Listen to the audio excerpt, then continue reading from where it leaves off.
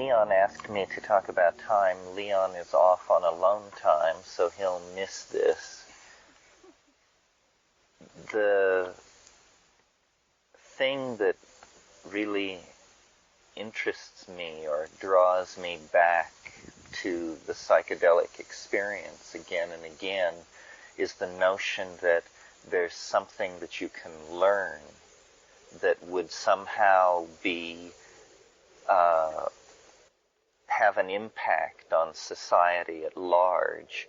That when you have the psychedelic experience, it's like you're a sailor on some kind of a vast ocean where you let down your net into the deeps, and the hope is that you will snare an idea of some sort and of some size, and it may be, that you come up with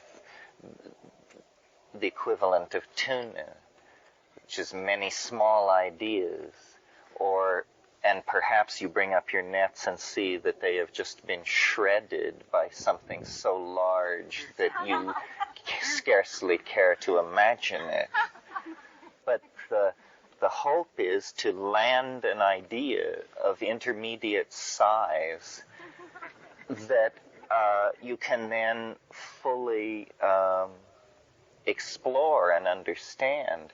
When you go into that ocean as a swimmer, you see these things passing in review, things of such beauty and intricacy and complexity that you are literally speechless, and even speechless in terms of an interior dialogue about what you're seeing. You can't, it just blows your mind and washes past you in such profusion that there seems to be the notion of capturing it seems to be like the notion of a child emptying the ocean with a cup. But if you have a net, and I'm not sure what a net is exactly, but it's a way of somehow capturing these psychedelic ideas and then bringing them back for examination. And I think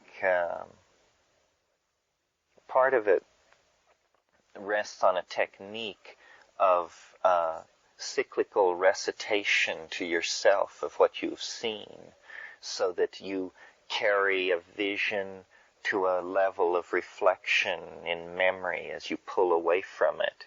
And then 10 minutes later you tell yourself again what has just happened, and then 20 minutes later again, so that you get a series of telescoping images which are granted a compression of the original event, but nevertheless they bear the stamp of what the thing was. So the thing of this class that has happened to me is a very peculiar idea about time, which was developed fairly suddenly, as I would imagine ideas develop in me in the early and mid-70s. And then it was pretty much formulated in my head, but it took the invention of small computers to make it possible to write software so that I could actually talk to other people about this idea. Well, since we have no computers and not even a blackboard, this will be a kind of feeling-toned excursion into talking about this theory of time. It has an abstract foundation and a practical foundation. Its abstract foundation is the notion that time is different than we have come to conceive of it as the legacy of Western science. The legacy of Western science is that time is duration, that time is a dimension necessary for process, and it's usually thought of as a flat plane against which some other fluctuating variable can be plotted. This is called, linear time. And Newton's physics took the same view of space. The Newtonian view of space was that it was essentially emptiness. It was something which you had to have if you wanted to put something somewhere. So it was a kind of an abstract plenum. But Einstein showed that space is actually some kind of thing. It has properties of thingdom. It is distorted in the presence of a large magnetic field. And so it rose out of the realm of abstraction and then was cognized as an objectifiable entity, a topological manifold that was real. This is, I think, the same step that has to be taken for time. Time is not simply the dimension of duration required for the successive occurrence of occasions. It is rather some kind of conditioned topological manifold. We can think of it as a fluid medium flowing across a surface, a river, in other words. In some places, the river is very broad and shallow and meanders because the pitch of the incline over which it's moving is so slight that it can barely discern which way to move. You see this often in the Amazon. In other situations, the incline increases and the speed of the flow increases and the depth of the channel increases and the distance between the banks decreases. So time runs slowly and it runs quickly. It has a kind of modulated speed. Well, it's been a commonplace of Western cosmology since Darwin, although it's never been elevated to the status of a law or even a principle, that steady complexification has occurred in the universe since its very beginning, that this is something that we see in the very first moments of physics and proceeding right up into our own day. In other words, in the era before physics, that period of time so short that it's the period of time, it's less than the amount of time necessary for the photon to cross the radius of the nucleus of the atom. There was absolute chaos and a complete absence of physics. And then what sprang into being was a physics of pure electrons, of pure energy. And it was not for many seconds that temperatures fell to a point such that other factors could come into play, such that free electrons could fall into atomic orbitals and this sort of thing. And at each successive level of cooling, new forms of order became possible. At first, everything was just this plasma of particles and energy, and then atomic systems sprang into being. And then at still lower temperatures, these atomic systems were able to form molecular systems. The energy level in the general medium dropped below the level at which it would disrupt the molecular bond. So then molecules came into being.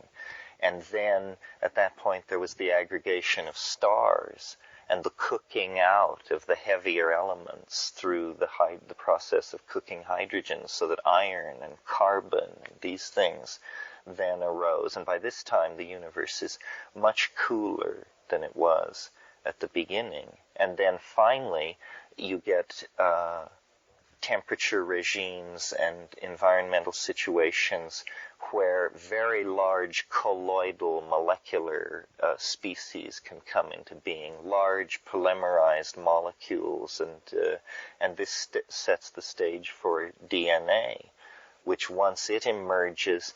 And the thing to notice at each of these stages of complexification is that it requires a shorter time than the processes preceding it. If the universe is, let's take the long view and say 20 billion years old, then the first 10 billion years, not very much happened that was interesting in the realm of complexity. There was star formation and the percolation of heavy chemistry, but not life, or it's doubtful that life occurred in the early universe. So what we see then is the emergence of more and more complex animal forms at a greater and greater speed, and then finally the emergence of self-reflection in the primates, and then epigenetic methods of encoding information, in other words, writing and storytelling and language. And at each point, what is happening is there's a progressive time binding of energy and a progressive intensification and speed up of the complexification of certain parts of the universe. Right now, the most complex part of the universe that we know is the human brain mind situated in its network of computers and cultural conventions and social obligations and expectations and hopes and fears and historical aspirations, etc. I mean, this is the realm of the densely packed that the Buddhists are talking about.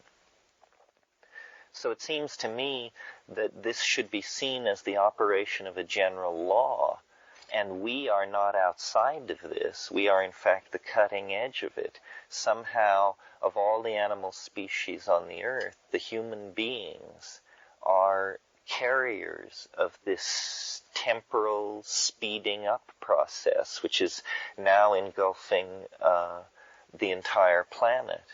And so that's the general law, or the general perception upon which this idea I elaborated was based. The notion that complexification is being conserved through time and being built up as some quality that the universe is very interested in maintaining. And then I looked at the I Ching, which I hope is familiar to most of you. I'm sure it probably is. It's a very ancient Chinese oracle system that uses what are called hexagrams, which are 6-leveled ideograms of broken or unbroken lines. And the possible subset of these things is 64, which is an interesting number because it's the number which DNA operates on, because it uses 64 codons. And in fact, I came to see that as no coincidence, that actually life was organized around this number, and the I Ching as well, because both were subject to a set of rules which was surfacing in the phenomenon of biological organization and the organization of a Chinese oracular theory for understanding past and future time.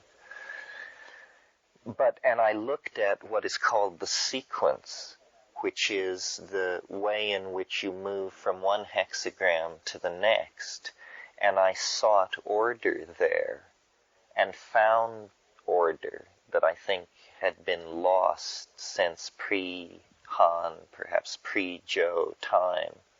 And I came to see the I Ching as we possess it today as an archaeological artifact, a piece of broken machinery. It's like the turbine of a jet plane.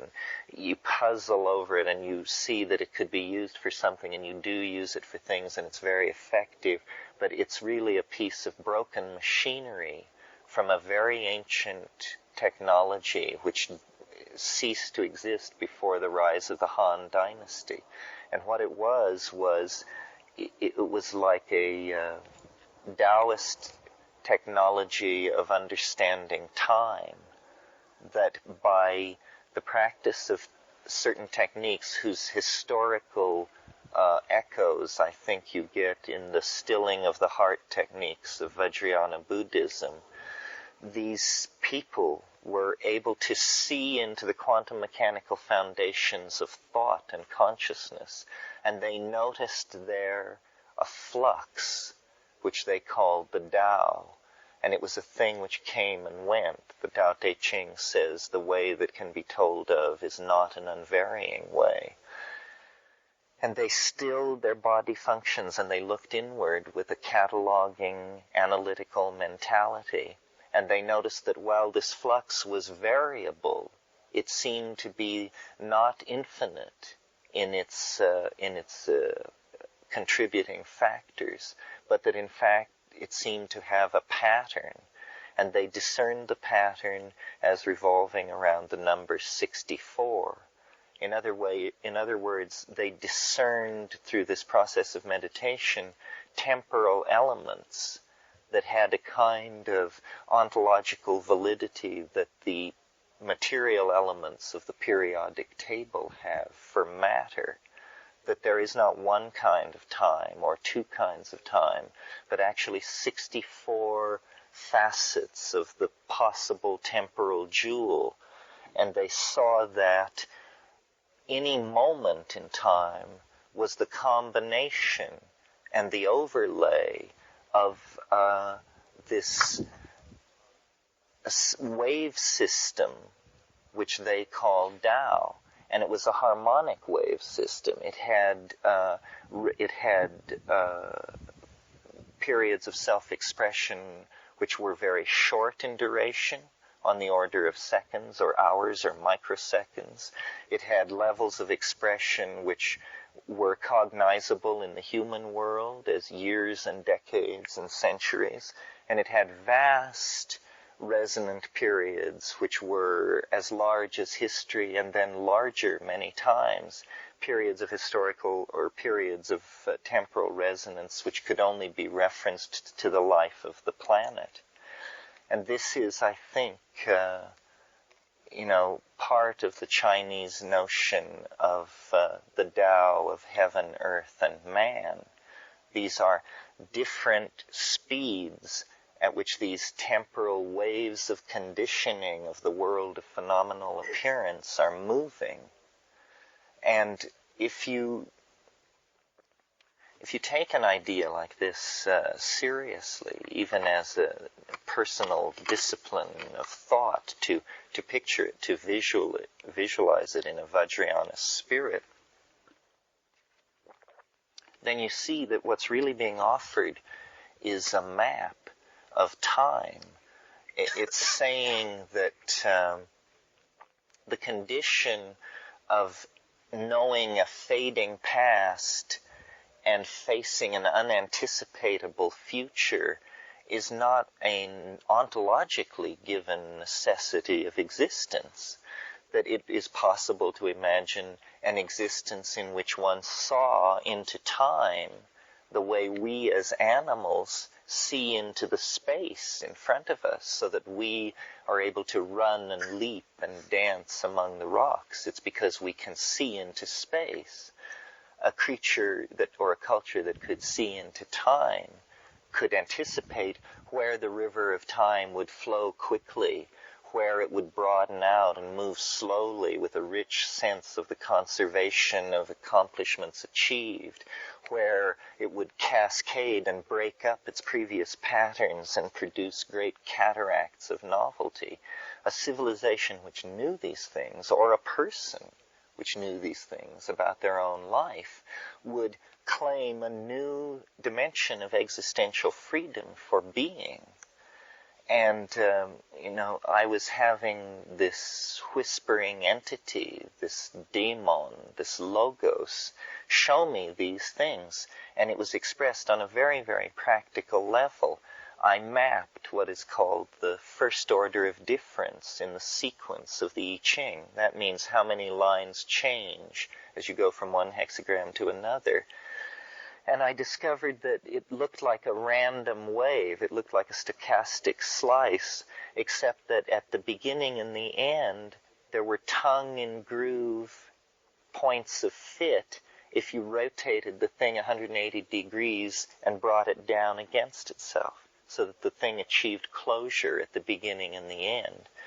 This satisfied me that I was dealing with an artifact of nature, that I was dealing with an organized structure, either of nature or created by intelligence. And then using the principle of hierarchical resonance and stacking of modules into hierarchies, which is really the principle by which all Chinese metaphysics has operated from the very beginning. I created a cosmic calendar where each level was a resonance of the level below it, but either collapsed or multiplied by a factor of 64. I discovered recall that because the I Ching is 64 hexagrams with 6 lines in each hexagram, it's composed basically of 384 yao, or lines. And I discovered that this number, 384, has a very interesting property. The cycle of the moon is 29.5 days. So that if you take 29.5 times 13, it's something like 383.93. And it seemed to me then immediately obvious that part of what the machinery of the I Ching was describing in the humanly cognizable phenomenal world was the cycle of the moon, using a 384-day lunar calendar, which precessed 19 days a year against the solar calendar. And when you take that 384-day unit and multiply it times 64, you get 67 years and some months and days. This is exactly 6 11-year sunspot cycles, and China is the first place where we have historical records of the observation of sunspots. So that's one sunspot cycle for each line in the 6-line hexagram.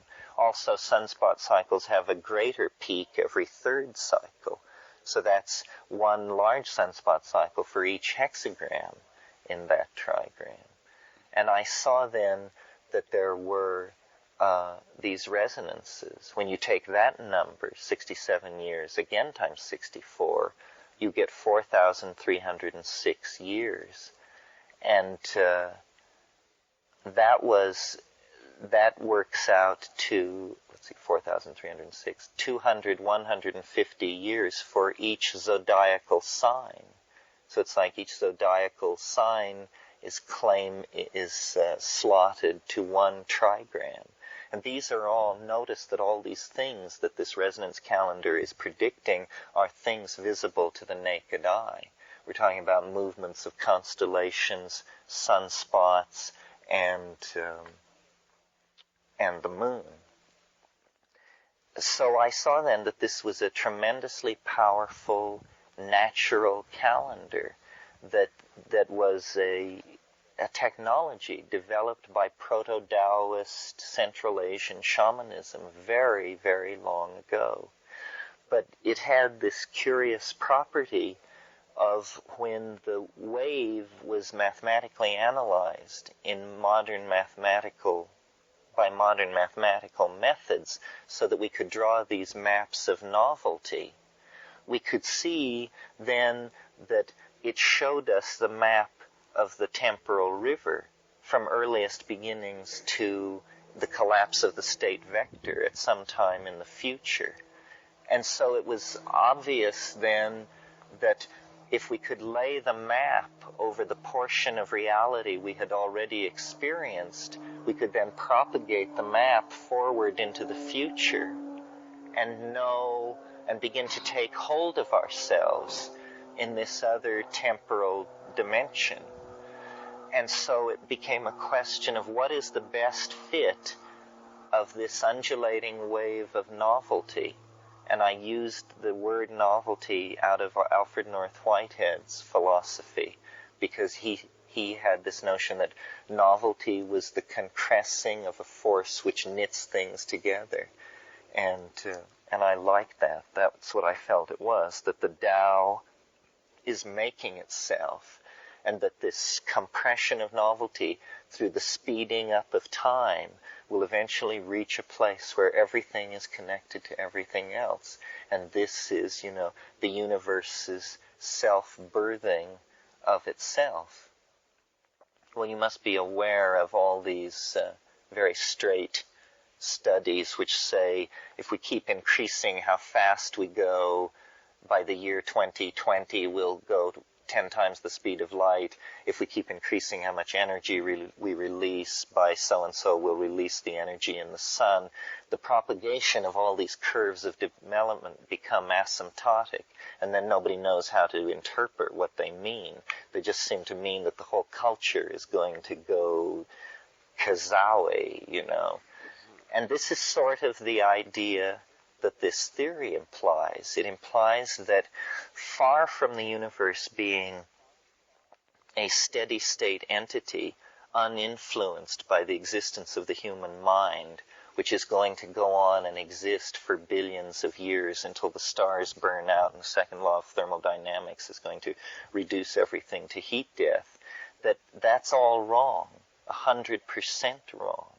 And that actually the universe is made by mind, within and without organism, and that mind is capable of bootstrap leaps in its organizational self-expression, and that we are privileged to be the witnesses of the final act of life, going through some kind of immense transformative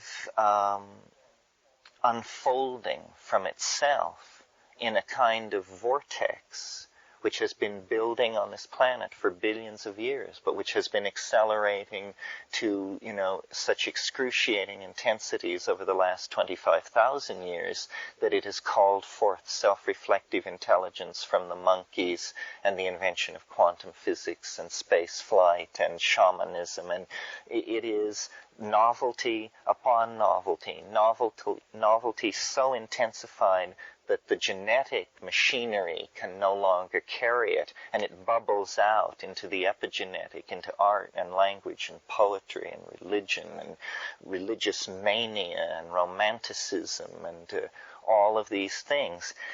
It is a progressive knitting together and expression of the universe's will to become that causes me to think that we may be in the shorter gyres, as William Butler Yeats called them, the shortening spirals of this vortex of novelty and compression. You see a curious quality about this kind of cosmology that I'm describing, a cosmology where each epoch is preceded by an epoch which is a 64 times greater in duration.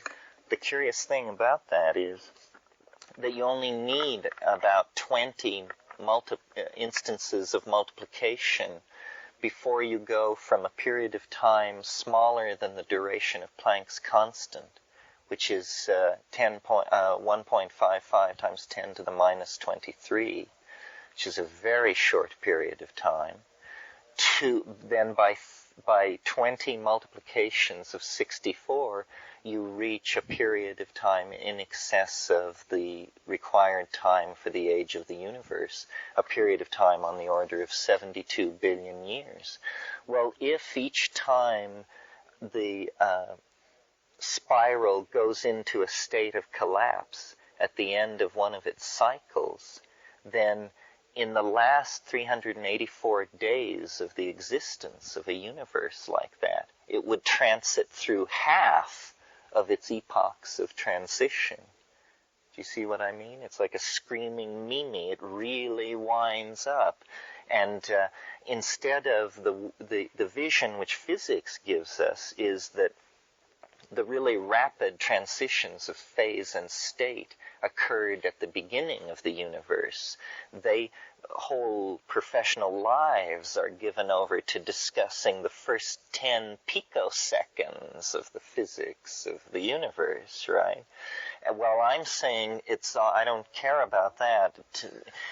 I think that the really interesting stuff will happen in a big hurry at the end of the universe. That the picture that the second law of thermodynamics gives us of just, tumescence, maximum detumescence, is what it's picturing, is all wrong, and that actually this strange hyperdimensional force in the universe called life and information transfer is in the process of working itself up into a real tizzy and wrapping all space and time around itself.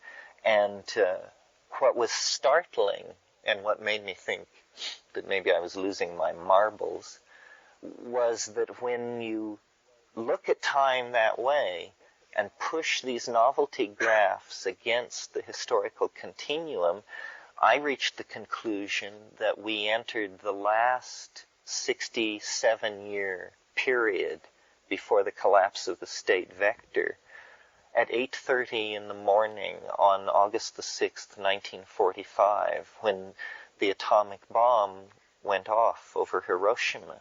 You see, it was a temporal reflection of the birth of the universe.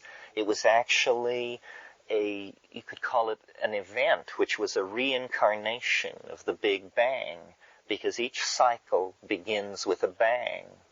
And that cycle, the fact that human beings had used atomic weapons on other human beings, meant that we had entered a new era, a new epoch of moral danger. And the stakes had been raised, by a power of 64 to a new level. Now, using the mathematics inherent in the cycle, if you propagate forward from that date, 67 years, 104.25 days, you reach late November of 2012 AD. And I concluded, based on all kinds of factors, personal and historical and so forth, that that was the fit. That if Hiroshima was day one, then the place where it all came together was this date in 2012.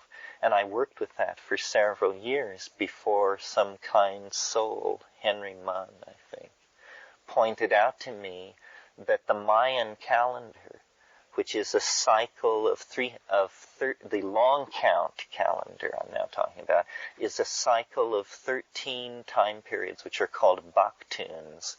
And the Baktun is 396 years in duration. After 13 Baktuns, the world ends completely. And the 13th Baktun of the classical Mayan long count calendar is the winter solstice of AD 2012. Within 30 days of the date that I had fastened in on using a completely different path of analysis. And so this raised all kinds of questions, one of which is it simply that individuals and civilizations who take mushrooms become, I want to say, privy/engulfed by a certain mathematical secret about the cosmic machinery? What is so important about this date in 2012? The Mesoamerican cultures have the most uncanny history of successful prophecy in the world.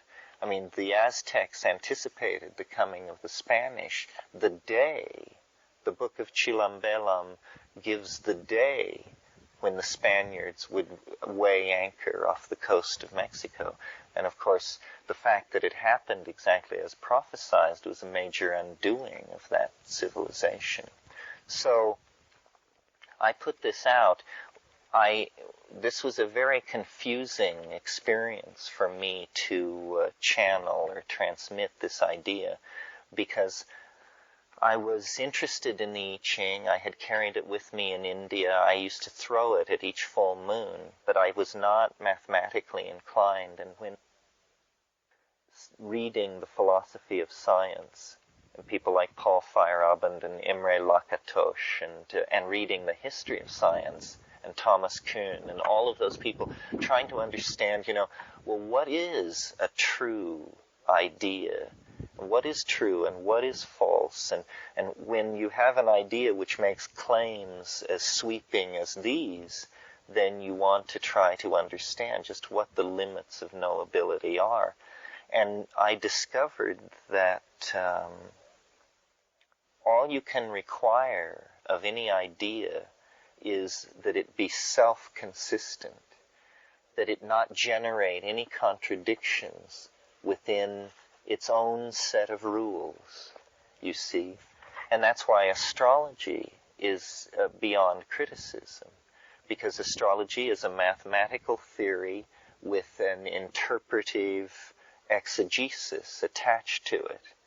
And who can quibble with the mathematical theory? Well, then the interpretational exegesis has to do with the sensitivity and subtlety of the interpreter. Well, isn't this true of mathematical data in science exactly the same way? So I discovered that what I had created was a self-consistent idea that appears to be sealed beyond refutation in some weird and uncanny way, which makes it seem very non-human, because you can't really find your way into telling whether it's can be answerable to the notion of objective truth. So what I've decided about it is that it's a teaching, or it's an exemplary model about how all process goes on. And it's a way of learning how things happen, to see time as a modulated flux of elements, to see it as a series of waves moving at different speeds through which you are taking a vertical slice and then stacking that slice. And that gives rise to the multiplistic, ever-changing flux that is called the now. It is actually made up of reflections and adumbrations of the past. And it's made up of anticipatory shock waves and intimations of the future. The past and the future are co-present in the now. They are, in fact, what's making it happen. You can almost think of it as a hologram, where you have two, or a standing wave, where you have two wave systems, one from the past, one from the future, and where they cross, an interference pattern forms, which has a curious stability as a system in and of itself. And yet it's almost a ghost created by these other two realities. And that is the moving present. And mathematically, this notion of time that I evolved delivers, the map of novelty, a two-variable flux, a wandering line graph that's very pleasing for arguing with formalists. But what lurks behind it, and what is so rich for the romantic and the shaman and the poet, is this wandering line graph is the composite of the overlay of certain historical time periods, which are in a state of flux at various speeds, so that they give rise to an endless kaleidoscopic unfolding in what we call three-dimensional space, and of what we call reality. And this is why I often mention Finnegan's Wake in my lectures, because Joyce understood this. He understood that every moment is caused by everything that happened in the past and everything that happened in the future. And I like to give the trivial example that you find yourself in Hadrian's hamburger joint. This is because the Emperor Hadrian invaded England in a certain year and conducted a campaign. We are ghosts of past and future events. And what the chaos at the end of history that we are now living through is that for thousands and thousands of years, people have felt a vague thing calling across time to humanness, calling us to be a certain way, to practice certain rituals, to observe the stars, to observe the plants, to observe birth and observe death, a calling. And that thing, which some people have called God, whatever it is throwing a gigantic shadow over human history now, because now the creod of development that leads to our merging with this thing, the walls are very steep, the water is moving very swiftly, and it's almost as though the future event is throwing off great sparks that are themselves faceted, contradictory epitomizations of this mystery. This is what Mohammed and Christ and Buddha are. They are human personalities that were situated in time in such a way that they became macrocosmic reflections of the superordinate Adamic humanity that is going to be generated at the end of history. And we are close. We are close. It is, all of history can be seen as the shockwave of this eschatological event. This is what the prophets were anticipating. The culmination of man's God-making effort in time will be the perfection and the release of the human soul. And it's not that we are doing it, you see. It's that a natural law that we were previously unaware of is inexorably unfolding. And that is what all this cross-connectedness of man into matter, plant into animal, earth into space, all of this flowing and interconnectedness, this reaches right down into the rocks of the planet. This is not simply a phenomenon of biology. This is the unfolding of a general law of which biology is only the cutting edge of a wedge of becomingness which includes all being and reaches right down into the neutrinos. And it is,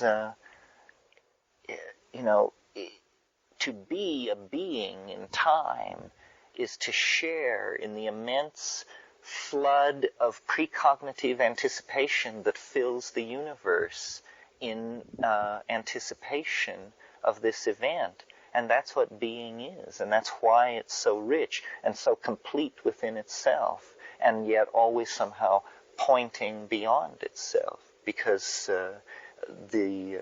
the richness of the matrix through which we are moving is incomparable and beautiful. And so this is the basis of my extreme optimism, is I think that everything is under control, that we are in the grip of a force so powerful that the notion that we could jeopardize or overthrow it is completely preposterous, because we are acting in accordance with a resonance that was set going millions and millions of years ago. And of course, being is fraught with danger, but the stakes are, to be at play in the fields of the Lord, to be at rest in the mansions of the goddess. And it's soon, I think. At least the historical mimicking of it is clearly soon, because the thrust toward the millennium of this society will not be turned aside. If it is not a law of the universe, then it will become a myth of human beings and be created anyway.